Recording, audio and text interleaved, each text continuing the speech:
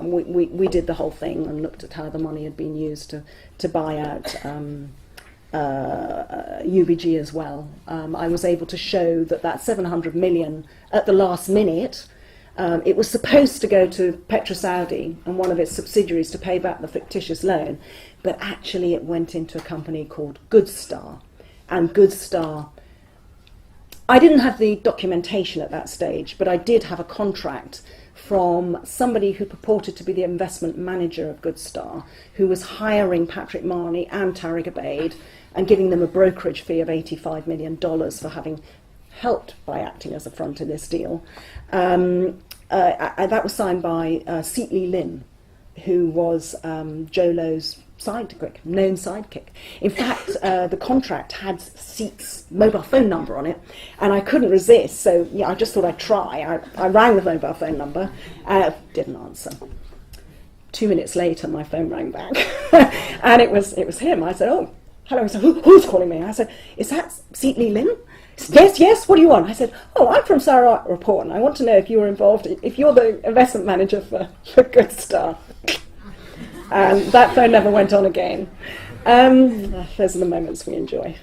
The money got, people actually, I think Najib wasn't expecting, he inherited this incredibly powerful position.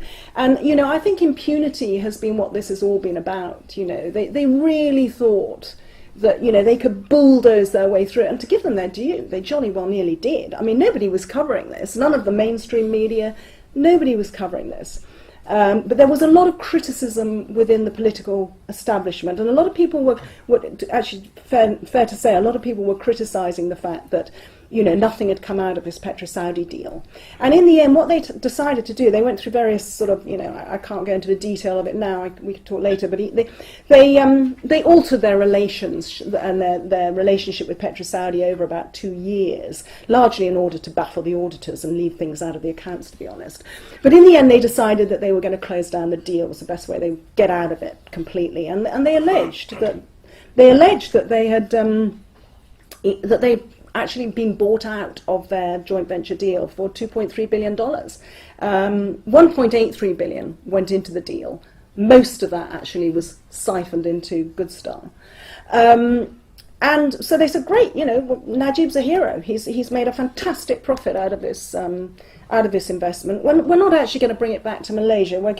We've invested it in a Cayman Island fund. It's very reputable. We're not going to give you the name of the fund. And no more questions, please. Being in Malaysia, that's where we stood in 2014. Well, I better race on a bit. Reaction to me having done that story was, I became famous in Malaysia. What can I say? Not because of me, but because of the way these people reacted. They pretty much decided if they could demonize me and demonize Sarawak Report and make out we were a bunch of liars, they could squash this story. And of course they had got the mainstream media churning this out, and it was quite touch and go actually. I was very worried, that I wasn't going to be able to make this story go anywhere. Petro-Saudi was pouring money into threatening all the mainstream international financial press who were interested, and they were holding back.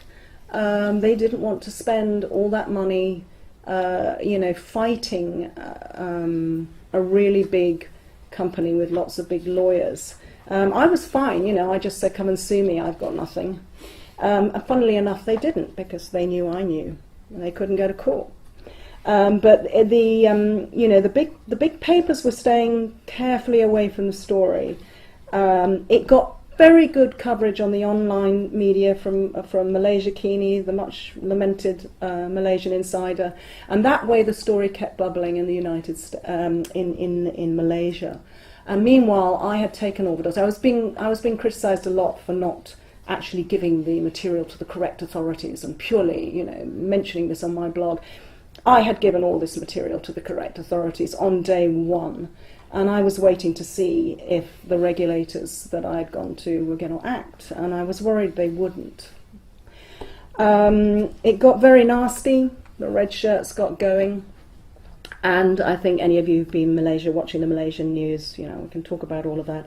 Actually, someone sent me a whole lot of TV coverage of the time, which I'm glad I didn't see at the time. There are some quite amazing things that were put out. I just got on with the story, actually. And I, quite early on, that's another thing about being a journalist, actually. If you do an investigative thing and you bring out information, often people will then contact you and say, oh, you know, actually, I've got something on this. It might be useful, might be interesting. And I go, ooh. Somebody got in touch with me and they said, I've got a lot of information on this second deal. I don't know if that's interesting to you, but, you know, I've got all the bank account details of Kader Markabesi. So Kader Markabesi is the guy in the robe, second one on. He's the CEO, the real head guy at Abar was Kader Markabesi. He was the big hitter and had a lot of clout. He was a very, very powerful sovereign wealth manager in Abu Dhabi at that time, massive reputation. And in fact, the guy next to him is the Crown Prince, who was dragged over for this second ceremony. It was exactly the same scheme as the Good Star one. The same thing, state to state, investment by an Arab-friendly country, you know, Muslim, you know, affirmation in Malaysia. We're such good fellows in every way. And then, you know, you have, you know, great publicity and all that, and then, you know, sort of money just disappears and nothing happens. This is exactly the same. There were two main stages of this relationship with Abar. One was the power purchase loans that were raised under the aegis of a joint venture. Well, there was a joint guarantee in this case from Abar in 2012, two $1.75 billion loans, supposedly to buy power plants that was going to, you know, produce some kind of revenue for the company. Half the money went immediately away. And then later in 2013, this particular, you said the 12th of March, was the day of this particular strategic partnership between Malaysia and Abu Dhabi, which was launched on the 12th of March. By the 19th of March, under the guise of that strategic partnership, which in fact Abu Dhabi never did anything, Najib had got Goldman Sachs to raise another $3 billion. That had been raised by the 19th of March, and by the 21st of March, 681 million had arrived in Najib's personal bank account in KL. And, you know, I was asking questions quite early on about the strange coincidence of those facts. And of course, that's exactly what happened. And he'd got that money into his account in order to fight the election, which he called very soon after. Now, the person who contacted me had alerted me to the fact that there were two sides to Kadem. There was the guy in the robe, and there was Kadem, the somewhat, well, very lewd nightclub guy, who was obsessed with a very different lifestyle. And Kadem had been spending money. That's his Hollywood mansion, one of the most expensive, I gather.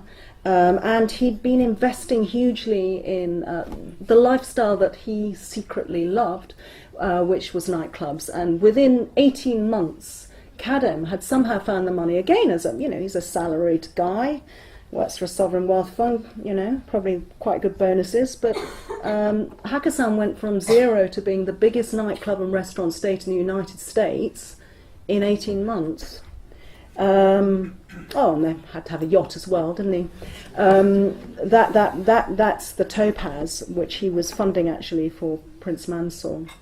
So out of that, I had to be careful to begin with, because the bank accounts and details I got on Kadem had showed me that over $500 million had gone into his Edmund de Rothschild bank account in Luxembourg during the period of 2012, early 2013, as my informant had reminded me. That was just after those power purchase deals. Most of that money had come from an outfit called Blackstone Asia Real Estate Partners Limited. I thought, my goodness, you know, I knew the banks were involved. Is Blackstone involved in this? You know, I didn't know what to think. Well, you know, I didn't know the scheme at that time. But there was also very conveniently a 20 million payment from Goodstar.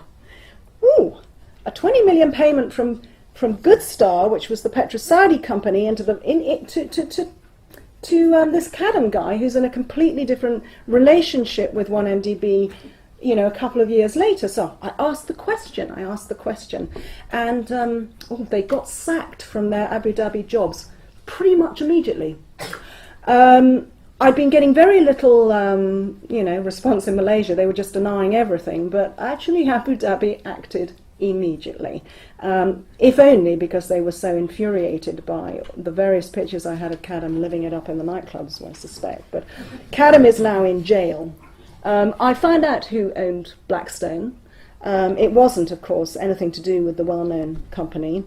It was to do with, it was a Jolo company. It was another company, like Goodstar, owned by Jolo. And that was one of his, you know, that was one of his techniques. He had a spread of offshore companies,